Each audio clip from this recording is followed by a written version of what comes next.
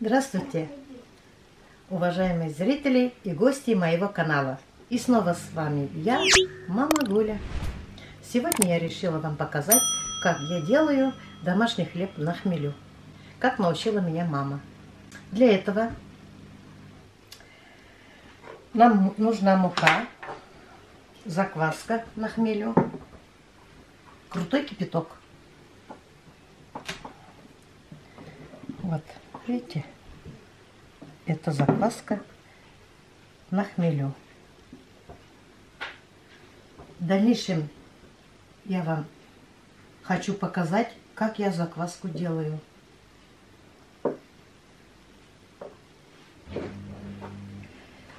Для этого я беру муки,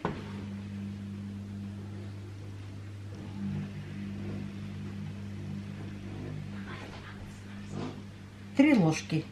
Вот такие у меня 3 ложки. И очень-очень крутым кипятком я завариваю. Сегодня прочитала один комментарий, который зацепил мое сердце. Комментарий был от Рената Саитова. Он попросил меня петь почаще, потому что это напоминает ему его маму. Я не могу не исполнить его желание. Бирегенесіңе сен миңа, ол нұрыны тоңынырының, жидансың сен миңа, бірігеніне доланың, бирегенсің қуанатлары толпыныр шоғымда. Балалық рехметім, жырымда шоғала, қадірлеп өстірген мен сенің жемешің, қойынның гүлі бақша, назлы желі сулашың. Енді бой жетсем де мен сені сабаймын, көңілің назларын көзіңнен танимын. Енді бой жетсем де мен сені сабаймын, көңілің назларын көзіңнен танимын.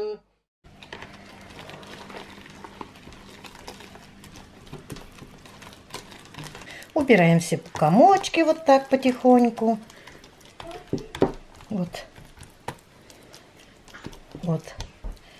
И оставляем остывать градусов до 36, до 37, до теплого состояния, как парное молоко. Если вдруг по каким-либо причинам у вас получилось переохлаждение, не переживайте. Вам стоит просто взять кипяток и добавить, и перемешать.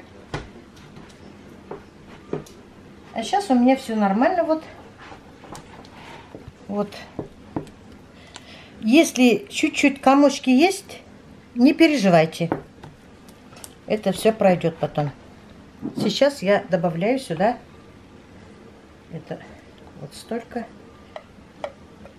закваски. Хорошенько перемешаю. А запах хмеля очень вкусный. Аромат такой. И хлеб тоже получится очень вкусным. Вот все.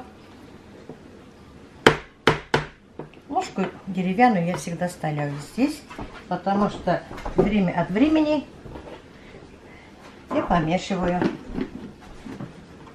У меня очень удобная посуда. Хорошенько закутываю полотенцем. Полотенце у меня хаба. Здесь спрятан у меня радиатор отопления. Так получилось. И тепло тут у меня. Поэтому все тесто я ставлю сюда. Так, закутываю. Ставлю пока на час. Это очень долгая процедура. Почти целый день пройдет, пока хлеб печешь. Сейчас буду делать остальные дела. Снимаем крышку. Тесто чуть-чуть поднялось. Пышное стало. Попробую на вкус.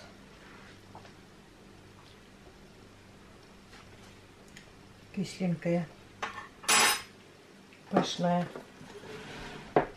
Сюда я добавляю литр воды. Градусов 40. Мне этого хватает на большой каравай.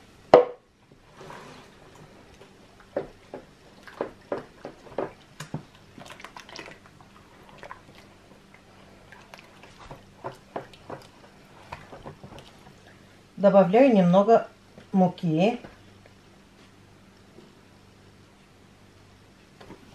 Обязательно мука, чтобы была просеянная и не холодная. Тесто сквозняков не любит, холода не любит. Разбиваем комочки.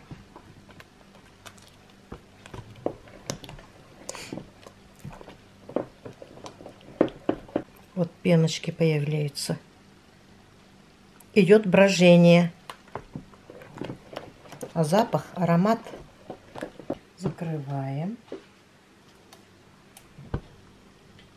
Я уже ложку убираю.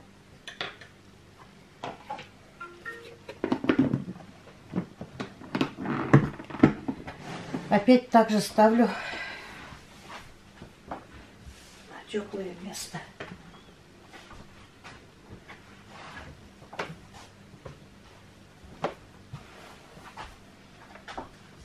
Тепло у меня тут.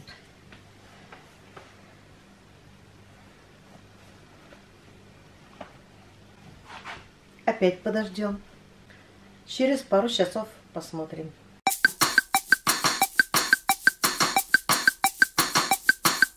Вот у меня, например, нету такой закваски хмелевой. Что мне делать? А я хочу вкусный хлеб. Если у вас нет закваски на хмелю, то не переживайте, не расстраивайтесь. Было время, когда я в городе жила, далеко-далеко от мамы, мне захотелось свой домашний хлеб. Я купила пачку маленькую прессованные дрожжи, пекла с такими дрожжами хлеб свой домашний. Очень вкусно получилось, не крошится. А пакмай вообще ни в коем случае не надо на хлеб. Когда на пакмае печешь хлеб, на второй день мокнет, крошится. А домашний хлеб, он не крошится, он мало крошится. Я уважаю прессованные дрожжи. Если кому интересно, подпишитесь. Я расскажу и покажу, как это делается в следующий раз. А ты можешь нас научить, как делается эта закваска из хмеля? Я знаю, что она же в аптеке продается. А можно и самим собрать. Мы же поедем, да, собирать хмель? Ну, летом соберем, у меня пока хмеля нет дома. Но я могу купить в аптеке, там шишки продаются хмелевые. Вот я могу из них показать, как делается закваска на хмелю. Если кому интересно, напишите в комментариях. Я вам все подробности и покажу, и расскажу.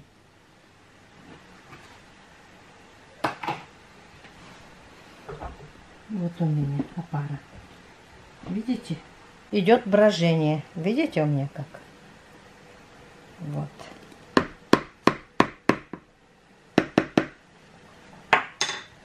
Сейчас сюда беру соль. Как вы знаете, у меня глаз алмаз. Ну, как бы вам... Сейчас. Если вот так, наверное, 2 столовые ложки будет. Точно. 2 столовые ложки соли добавляю. Точно глаз алмаз. Ну, я привыкла сколько лет. Я никогда не смотрю, на сколько минут у меня ставится там пирог, что-нибудь, хлеб. Какой я хлеб пеку? Сейчас 10, сейчас 20. Печь надо. Если большой каравай, то 1,5. Сначала ставим на большой огонь. Через минут 15-20 на медленный огонь ставим. Bunlara bere nigine bireyim, birden biri bülegim, tuğur yüreğim, itte kürek kaneğet, riza buluşuşuna, өзіңе отылған жырына қосып ал. Қадірлеп өстірген мен сенің жемешің, қойынның келіп ақшы, назлы жібі сұлашын. Енді бой жетсем де мен сеңа соғимын, көңелің назларын көзіңнен танимын. Енді бой жетсем де мен сеңа соғимын, көңелің назларын көзіңнен танимын.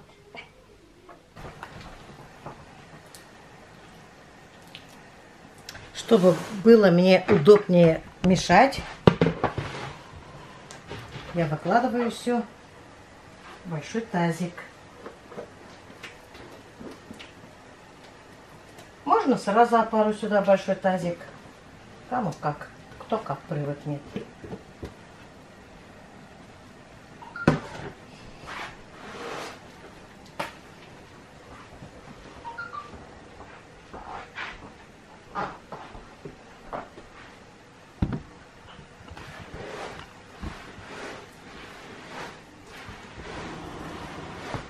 Я не могу сказать, сколько муки сюда надо.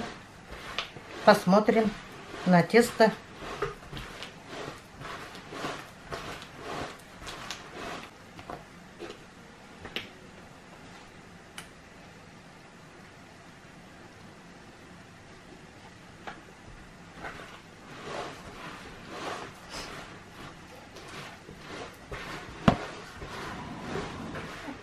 Как я вам говорила, мука разная бывает.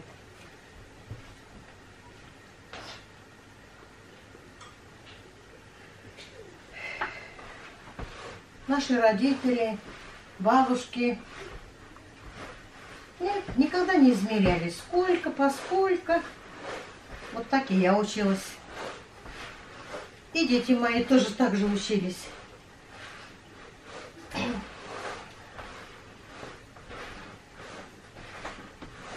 Наши родители каждый день хлеб пекли. Но у них количество не такое было. Когда мы росли, в селе у нас были многодетные семьи. У них по 8, по 10, по 12 детей. Представьте себе, сколько надо им хлеб печь. Между прочим, пекли каждый день и на работу ходили. Все было вручную. Воды таскали, вытаскивали, стирали вручную. Пекли. И в колхозе работали бабы. И дома работали. Рожали каждый год и вечно беременели. И все успевали. А сейчас все дома. Вручную не стираем. Посуду вручную не моем. Мультиварки. Хлебопечь тоже есть. Газовое отопление. Все есть. Канализация, туалет. Все есть, не пересчитать. И все равно ничего не успеваем. Ничего не успеваем. Почему, не знаю.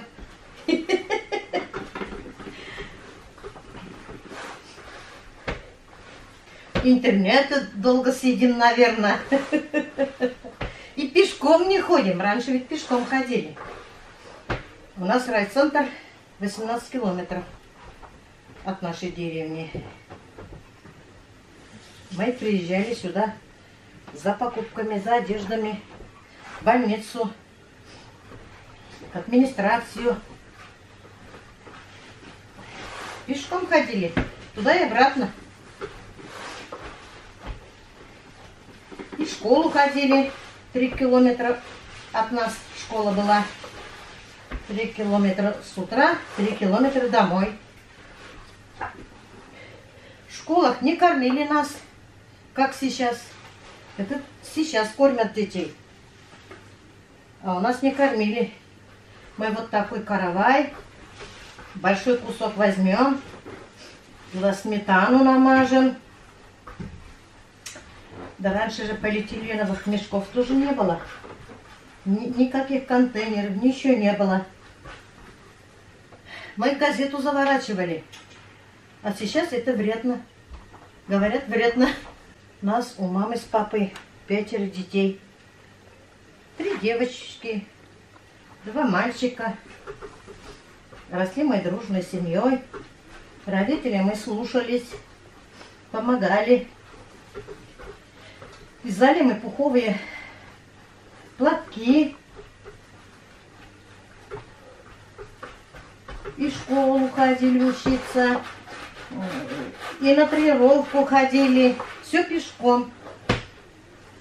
И по дому все делали. Доили корову. Помогали огороде. А братья помогали отцу в сарае. Снег кидали. Дрова пилили. Сено косили. Я помню, у меня мама работала всю жизнь продавцом. Постоянно в магазине находилась. Это сейчас только обед, выходной. Она работала без обеда, без выходных. Магазин недалеко от нас. Это метров 500, наверное, был. Чуть-чуть на горе. И наше окно в сторону магазина смотрело. Ни телефонов, ничего не было. Чтоб маму позвать кушать, что у нас все стол накрыт, надо было к маме в магазин бегать. Кто-то из нас побежит. А всякие погоды были. И дожди, метели, бураны. Вот. Как только мама приходит домой, смотрит из окна, кто-то пришел в магазин. Она куском во рту бежит в магазин, чтобы обслуживать этого клиента. Вот мама так работала у нас. И вечером опять у нее ужин готовит. Моет, когда мы маленькие были, сама все делала. Потом мы, когда подросли, только начали помогать маме. Все это тяжело ей было, конечно. Я, когда подросла, только об этом понимала. Мы ходили летом в грязи, в резиновых сапогах. Сапоги были... Как у меня мама работала в магазине, у нас одежды были, это у многих не было. И даже сапоги резиновые у некоторых не было. Вот представьте себе, она приходит с работы усталая, приготовит ужин, дел много, корову подает, там кур накормит, козы, овцы, все у нас было. И потом вечером каждый день она пол мыла в коридоре. И наши сапоги грязные. Представьте себе, у нас 5 детей. Мама, папа, 7 человек. Каждый божий день. А потом, когда все дела сделает, посуду моет, готовилась на завтра уже. Утром она вставала в 4 часа утра печку топить. Что-нибудь да нам пекла. Вот. К 7 часам она нас всех разбудила в школу. И на столе у нас всегда каждый день была выпечка. А вечером она вязала долго. Сидела. Проснешься 12, смотришь, мама сидит, вяжет что-то. Или штопает, что-нибудь делает. 3 часа проснешься, смотришь, мама что-то делает. А утром в 7 часов встанешь, на столе все. Мы никогда не ходили в школу. Никуда. Всю жизнь. А когда она спала? Я не знаю, когда она спала. Никогда не жаловалась она ни на что. Отец в деревне в колхозе работал скотником. Как-то сани делали для скот.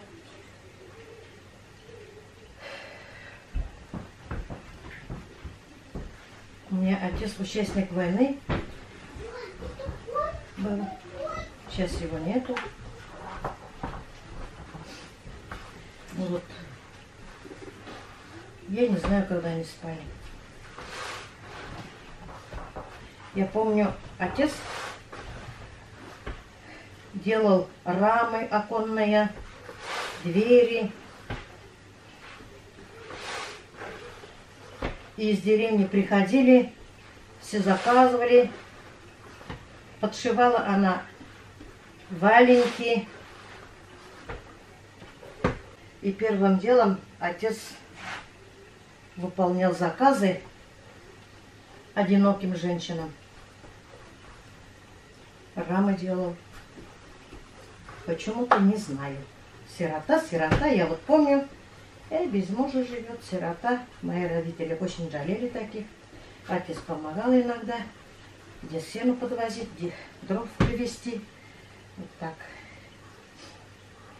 После войны же многие были без мужиков. После войны многие были без мужиков. Да. Чуть-чуть я подсолнечное масло намажу. Чуть-чуть только.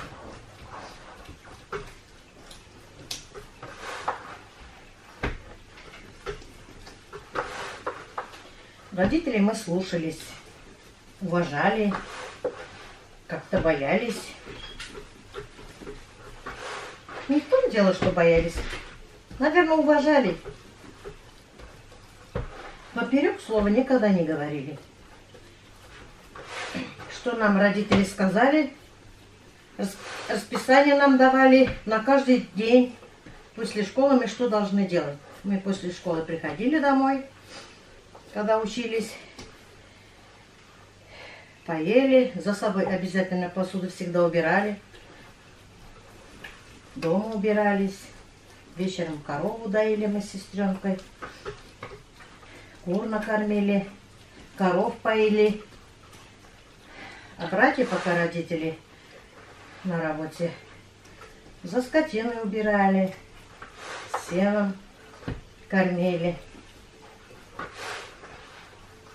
Дрова кололи, домой затаскивали дрова, баню топили. А летом в огороде все вместе делали.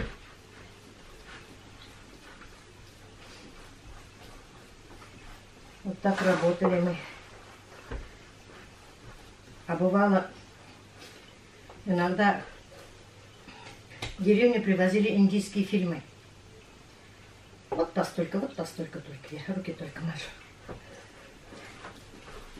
Все дела делаешь, и по дому уроки сделаешь, успеваешь, ты на тренировку иногда сходишь, успеваешь. Особенно вот летом, охота в кино сходить, все в кино идут. У меня родители были очень строгие, они боялись нас отпускать на улицу почему-то, ночью тем более. Где-то в 7 часов фильмы начинались.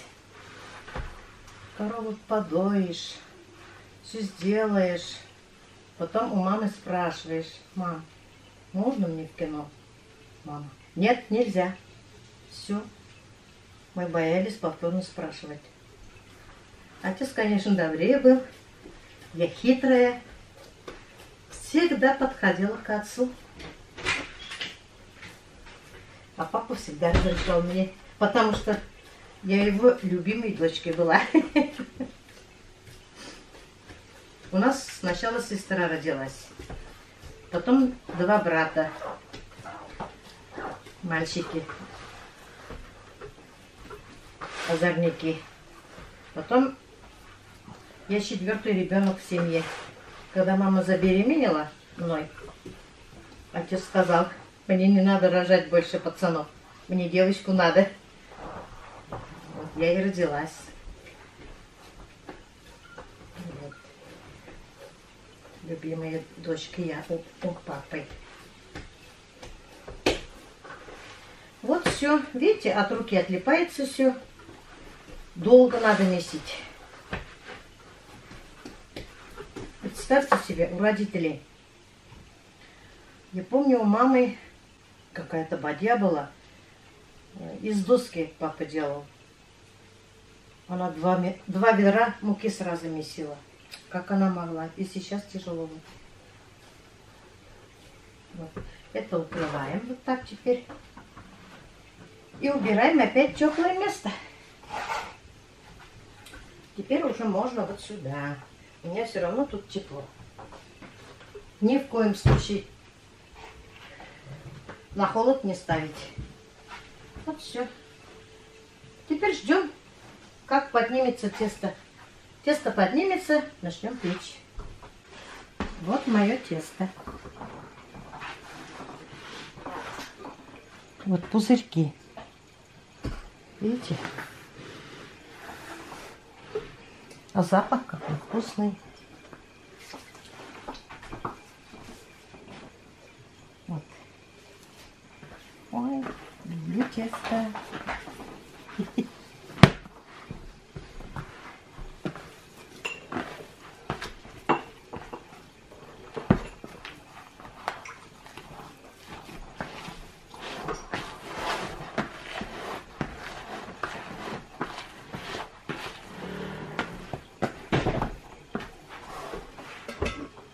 Тут у меня подсолнечное масло.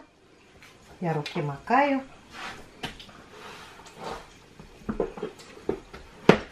Делаю себе формочку.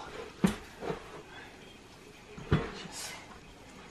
Какой форме? Ой. А тесто-то как играет. Красота прям.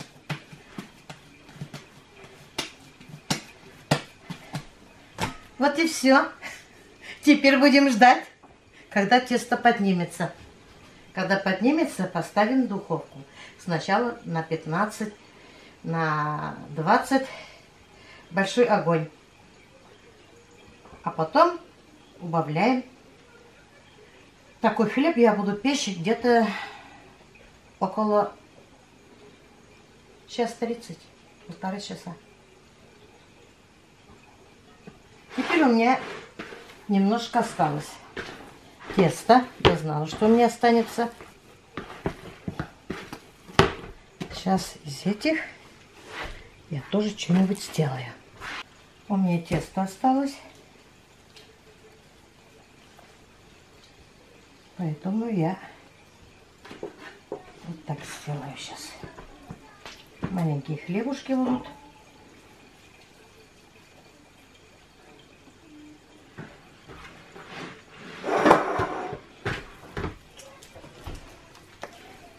Эти маленькие хлебушки где-то минут 20-25 минут испекутся.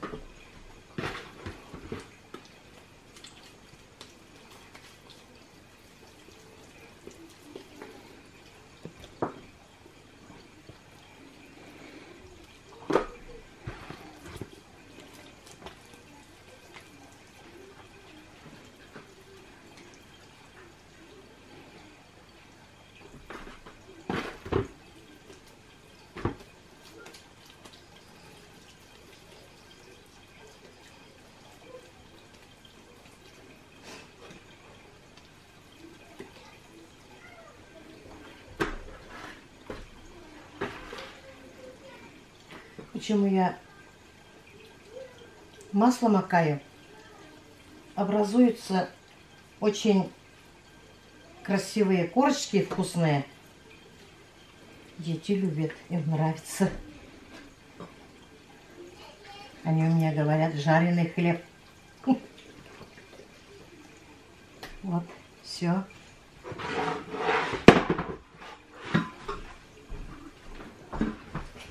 Хлеб мой поднялся.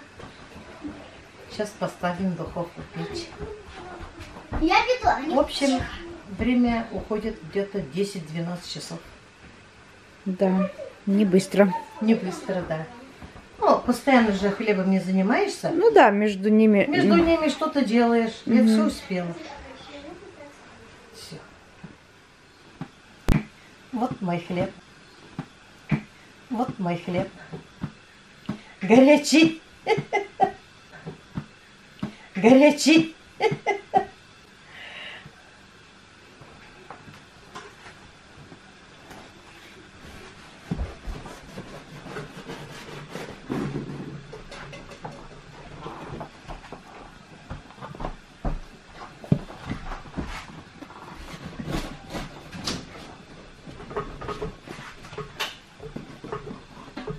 Пар идет прямо.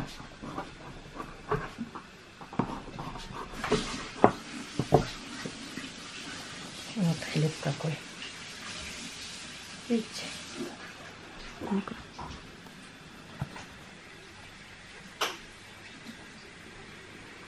Хлеб горячий. Надо подождать, пока остынет. Вообще-то не полагается вот так горячий хлеб резать. Но мне не терпелось похвастаться. А запах чудесный. Бурышла сиңа минен кейім алтыным, сиңа дип эзләдем дөньяның асылын, ой белән кояшны бирим дип уйладым, үрелеп алырга җитмәде буйларым. Кадерләп үстергән мин синең җимешең, куенның гөле бакча, назлы җир сулышың. Инде буй җитсәм дә, мин сиңа сабыймын.